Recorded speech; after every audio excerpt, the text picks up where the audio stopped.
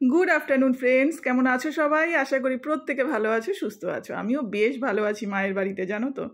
আর এই যে ভিডিওটা দেখছো, এটা হচ্ছে নীল ষষ্ঠীর উপোস। আমরা মায়েরা যারা সন্তানদের জন্য এই উপোসটা করে থাকি, সন্তান যাতে দীর্ঘায়ু হয়, ভালো থাকে, সুস্থ থাকে, ওই জন্য। তো পুজো তো হয়ে গেছে। পুজো বলতে মহাদেবের মাথায় জল ঢেলে, ভোলা বাবার মাথায় জল ঢেলে পুজো দিয়ে দিয়েছি। এই যে বাতি জ্বালিয়ে, ধূপ জ্বালিয়ে পুজো দিয়ে দিয়েছি। মাও স্নান করিয়ে ঠাকুরকে পুজো দিয়ে দিয়েছি। এবার মা বাকি যে ঠাকুর রয়েছে তাদের পুজোটা দিয়ে দেবে। আগে ঠাকুরের মাথায় জল ঢেলে নিয়েছি আর কি। এই যে আমি কিছু স্টিল ফটো তুলে নিয়েছি ঠাকুরের, সেটাই তোমাদের সাথে শেয়ার করলাম। আর এটা হচ্ছে নেক্সট ডের ভিডিও, মানে চৈত্র সংক্রান্তির ভিডিও। আর চৈত্র সংক্রান্তিতে আমাদের গিমা শাক খেতে হয়, তেতো খেতে হয় আর কি। আর সেদিনই আমরা প্রথম আম খেতে পারি। আর এই যে নীল ষষ্ঠীতে সেদিন আমাদের আম ভাসিয়ে দিতে হয়। গঙ্গায় ভাসিয়ে দেওয়ার পরে তারপরে আমরা আম খাওয়া শুরু করি আর কি। এটাই নিয়ম।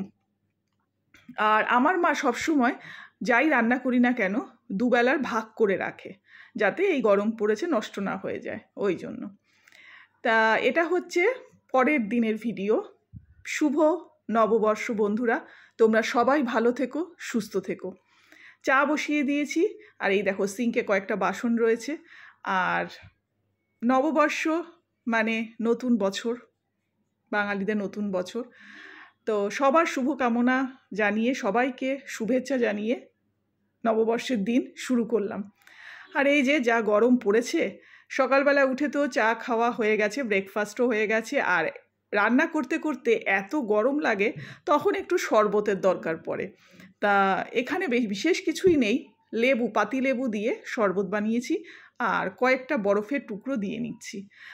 এত রোদ বাইরে আর এত গরম, তখন মানে এরকম একটু শরবত খেলে আমার তো এক এক সময় মনে হয় কিছুই খেতে ইচ্ছা করছে না, শুধু এরকম ঠান্ডা ঠান্ডা শরবত খেয়েই মানে দিন কাটিয়ে দিই, এরকম মনে হয় আর কি। তো ঠান্ডা খাওয়ার পরে, আর বিশেষ করে রান্না করার পরে বেশ গরম লাগে, তখন মনে হয় এরকম একটা শরবত খেয়ে, এক গ্লাস শরবত খেয়ে বেশ শরীরে তৃপ্তি হয় আর কি। তো এই যে নববর্ষের মেনু: ডাল, সবজি, মাটন কষা। আজকে একদম সোজাসুজি থালি নিয়ে এসছি, কোনো রান্না দেখাচ্ছি না। মাটন কষা, মটনের ঝোল আর কি। আর আমের চাটনি, চাটনিটা পুরো আচারের মতন হয়েছে। আর রসগোল্লা। এই ছিল আমাদের নববর্ষের থালি। কেমন হয়েছে আমাকে কিন্তু কমেন্ট করে অবশ্যই জানাবে।